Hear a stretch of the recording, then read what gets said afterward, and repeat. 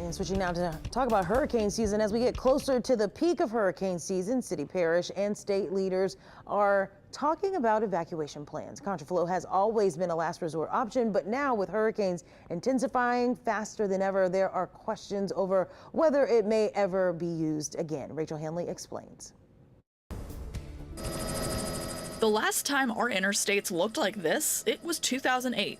Hurricane Gustav was creeping closer and leaders made the tough call to make all lanes northbound. Contraflow was designed as a mechanism of last resort. Even then, they told people not to wait for contraflow to evacuate.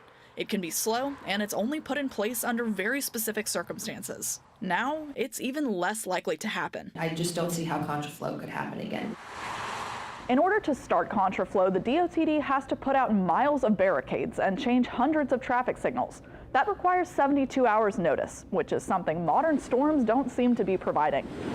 At a press conference last month, Jefferson Parish leaders brought up rapid intensification again and again. Those timeframes that we've had in our head over the past few years, just make sure everybody knows those timeframes are now shortened. New Orleans Director of Homeland Security and Emergency Preparedness, Colin Arnold, echoed that at a city council meeting on Thursday. They do rely on a timeline that we don't typically or haven't typically seen within the past few storms that we have been directly affected by. But he did break with JP's leaders a little bit and say contraflow could still be on the table. I know that there's been a lot of talk about contraflow being dead. That's certainly not the state's plan right now. Arnold told the council he's working with the state to see how the process could be modified. Trying to maybe bring down that timeline in any way possible. And ultimately, every leader still says the best thing to do is listen if you're told to evacuate.